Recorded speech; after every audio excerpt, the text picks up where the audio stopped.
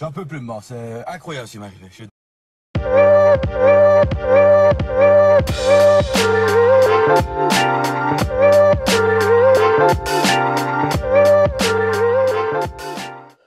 Et bonjour à tous et bienvenue sur la chaîne de l'Examen Crypto. Nous sommes le lundi 20 janvier 2025. Il est actuellement 6h45. On va faire le point sur, bien évidemment, les news. On va regarder le Bitcoin, on va regarder les altcoins et le calendrier macroéconomique. Gros programme, on le sait aujourd'hui, hein, avec l'investisseur Donald Trump. Et surtout, on regarde cette cryptomap qui est 100%, enfin pas 100%, mais quasiment 100% dans le rouge, sauf pour le token de Donald Trump et le token Melania Trump. C'est tout simplement une dinguerie ce qui se passe actuellement sur le marché crypto. On le sait, mais on va le regarder tout à l'heure, hein. Le Donald Trump a lancé son token et un peu plus tard dans la journée, Melania Trump aussi a lancé son token. Le token de Trump, il s'est positionné actuellement en 17e position. Le token Melania Trump, 66e position market cap. Je ne sais pas si vous vous rendez compte de la folie. Bref, on va regarder tout ça en détail au travers de cette vidéo. Ça risque d'être vraiment un truc de fou. Et on va regarder aussi ce que nous fait le Bitcoin parce que lui aussi, il prépare des choses. Allez, on s'installe, on démarre avec le calendrier macroéconomique. Donc aujourd'hui, on le sait, c'est un jour férié aux États-Unis, c'est le jour du Martin Luther King Day. Et bon, bah, effectivement, normalement, il ne devrait pas y avoir de volatilité, mais étant donné que c'est un jour très spécial, c'est un jour où justement Donald Trump ben, va y avoir son investiture. Donc du coup, bah, forcément, tout ça, on le sait, hein, Donald Trump dynamite actuellement les marchés crypto. Donc, est-ce que ça va continuer aujourd'hui? Est-ce qu'il va se passer des choses?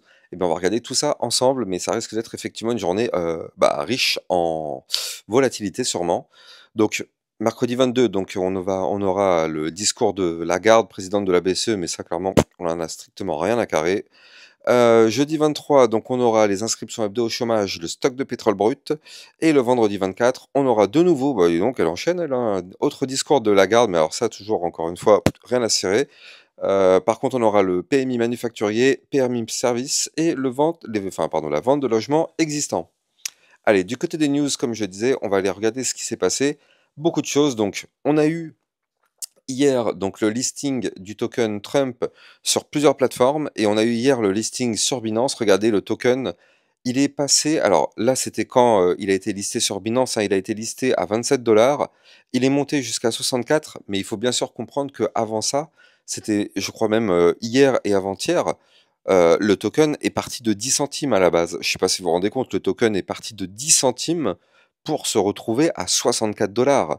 On a même fait une pointe à 77 dollars. Je ne sais pas si vous vous rendez compte de la folie de ce token Trump, mais c'est juste dingue ce qui se passe actuellement. Et regardez, dès qu'il a été listé sur les plateformes, il a tellement eu de FOMO dessus. En fait, il est passé en 18e position et puis même il est monté encore un peu plus haut dans la journée. Il a flip quand même des cryptos qui sont là depuis très longtemps. Il a flip quand même la crypto Polkadot, mais il a aussi flip d'autres cryptos. Donc bon, c'est quand même assez fou. On a Cryptolitande qui nous pousse que la France pourrait mieux profiter du potentiel du Bitcoin. En tout cas, c'est ce que déclare Michael Saylor après une discussion avec la députée européenne Sarah Knafo. Donc ça aussi c'est hyper intéressant. Alors est-ce que nos chères personnes du gouvernement français vont écouter un petit peu tout ça?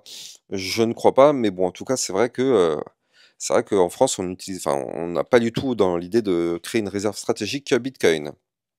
Alors donc comme je disais, hein, donc le token Trump hier ça a été fou parce que il a attiré toutes les liquidités. Regardez quand on voit cette cryptomap, bah en fait toutes les liquidités sont vraiment parties sur ce token là.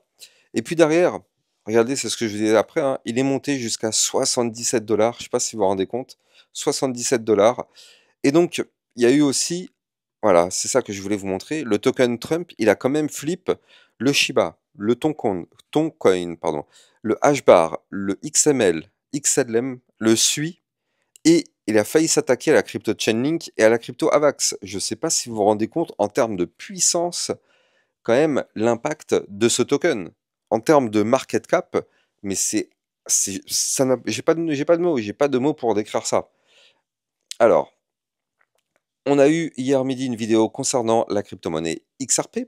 Dans le club Lexarocket, vous le savez, on analyse toujours plein d'autres crypto-monnaies. Donc hier midi, on avait vu la crypto Jasmy, mais on avait aussi vu d'autres crypto-monnaies, notamment, qu'est-ce qu'on avait vu hier aussi? On avait vu donc la crypto Ondo, on avait vu aussi, bref, deux, trois crypto-monnaies encore hier. Euh, Continuons du côté de l'analyse technique. Donc là, enfin des news, on a Michael Saylor qui a de nouveau teasé quelque chose. Regardez, il dit Things will be different tomorrow.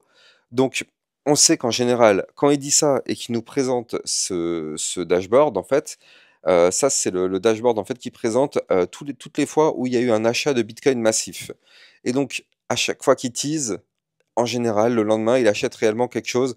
Il achète vraiment beaucoup de Bitcoin d'un seul coup de façon hyper massif. Donc, il y a quand même fort à parier qu'aujourd'hui, il va de nouveau refaire un achat massif de Bitcoin. On verra tout ça dans la journée. Ça, c'était quoi? Ah oui, alors du coup, il y a eu aussi quelque chose d'autre du côté du clan Trump. Donc, la Trump World Liberty vient de convertir 20 millions de dollars en Ethereum. Donc, ça aussi, c'est une opération qu'il faut quand même noter, hein. Donc, c'est 20 millions de dollars Ethereum, ça fait quand même une somme plutôt colossale. Allez, on va continuer donc du côté des news. Tac, bon ça on s'en fout, c'est toujours le token Trump. La crypto Ondo, oui, qui avait été effectivement analysée dans le club Lexarocket, eh bien elle avait été annoncée en tant que pépite et effectivement hier elle s'est mise à pousser un plus 20%, donc ça aussi c'était encore du caviar. Donc n'oubliez pas aussi, si vous aussi vous souhaitez rejoindre le club Lexarocket, eh bien vous le savez, il y a actuellement une promotion qui vous permet d'obtenir eh bien, un bonus de 50%. C'est aujourd'hui le dernier jour pour en profiter, hein. Donc le bonus, c'est avec le code promo 50 sub. Et donc ça, il faut bien sûr saisir ce code promo lors de la prise comment dire, lors de l'inscription, pardon. Parce que si on met pas ce code promo, eh bien vous n'aurez pas la promo. Et je sais qu'il y a des personnes qui malheureusement n'ont pas tapé le code promo. Donc voilà, il faut vraiment taper le code promo pour pouvoir en bénéficier, le code promo 50 sub.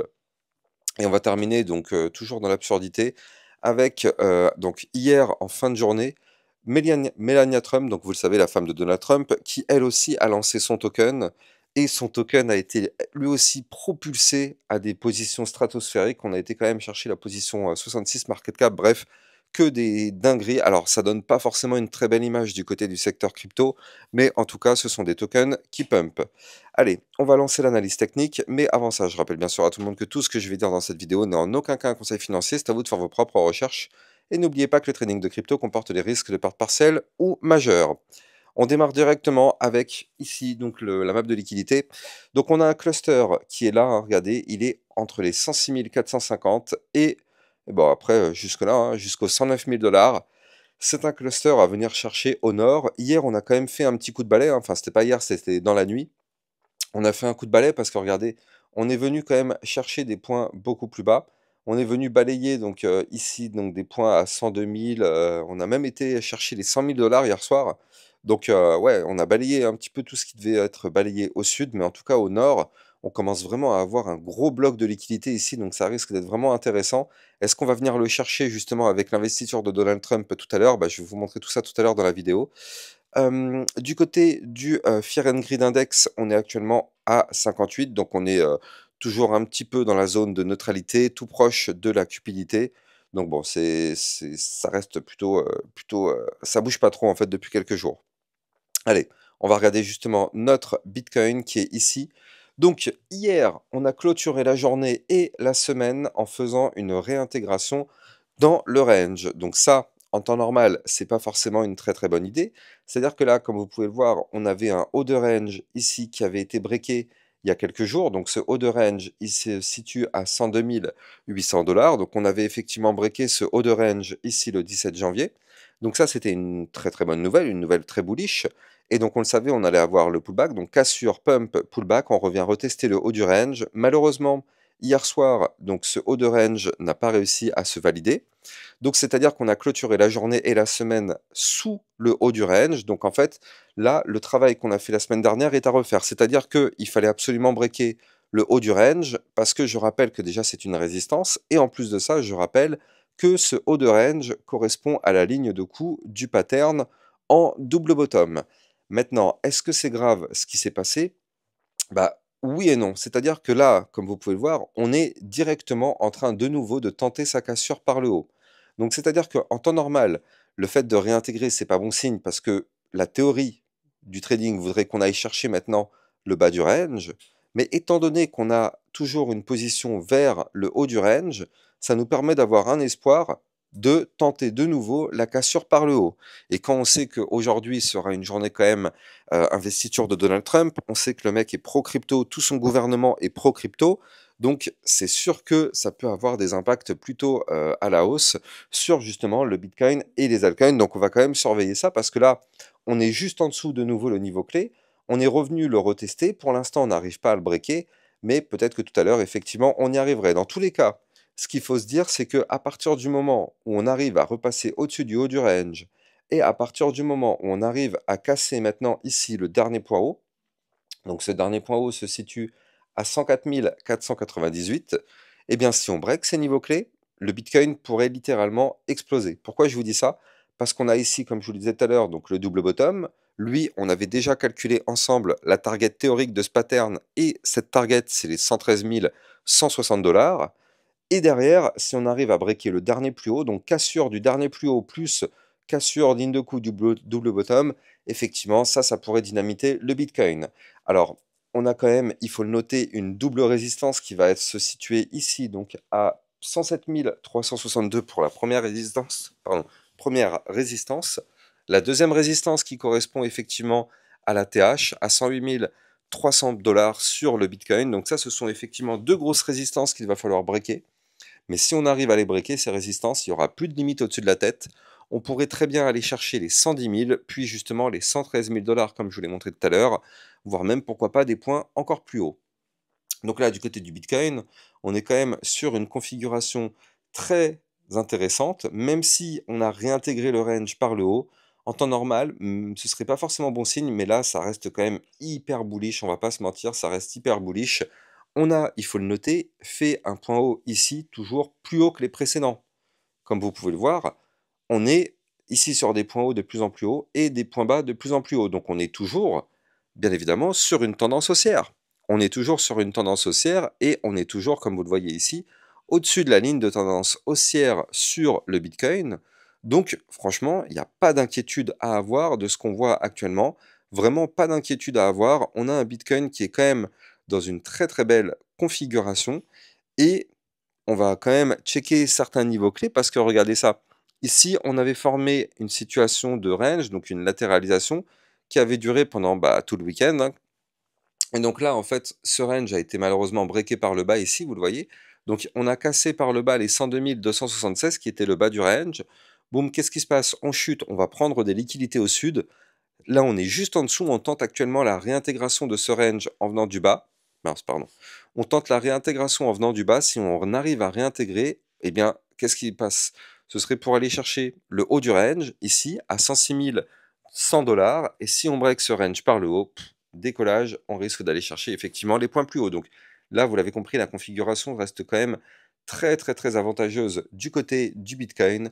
On va bien sûr surveiller ça tout au long de la journée et on fera aussi donc sûrement un point spécial ce soir après donc l'investiture de Trump en flash spécial. Donc, je rappelle, avant de continuer, que vous pouvez suivre toutes les actualités crypto en me rejoignant sur Twitter. Vous avez mon lien Twitter en description de vidéo.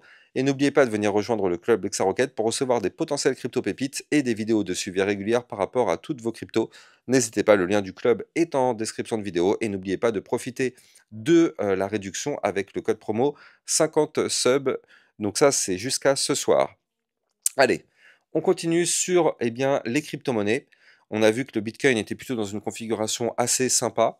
Donc on va checker au passage justement ce token Trump à regarder au passage qui lui est quand même relativement fou parce que là on est quand même sur une configuration intéressante. Bon, je déconseille vraiment à tout le monde de toucher ce token, hein. Je déconseille vraiment parce que regardez, là en l'espace de 1 heure, regardez, de 22 h à 23 h, ce token avait chuté quand même, il faut le noter, de moins 46%. Et même si on va chercher, il était quelle heure? Il était minuit, je crois, un truc comme ça, voilà. Jusqu'à minuit, ce token a perdu moins 51%. Donc effectivement, je déconseille très fortement de rentrer sur ce token, mais force est de constater qu'on est quand même en train d'essayer de faire quelque chose de sympa. C'est-à-dire que là, on a formé un premier sommet, ici. On est en train d'essayer de reprendre de la force. Si on arrive à breaker les 77 $, alors dans ce cas-là, ce token-là pourrait de nouveau reprendre de la force et être propulsé vers des points beaucoup plus hauts. Mais si on n'arrive pas à breaker ces 77 $, on va former alors un gigantesque double top. Et là, vous l'avez compris, hein, ça risquerait de piquer et de piquer très très fort. Regardez, on formerait alors le premier top ici, le deuxième top. Et là, par contre, ce serait une dégringolade énorme si jamais ça se valide.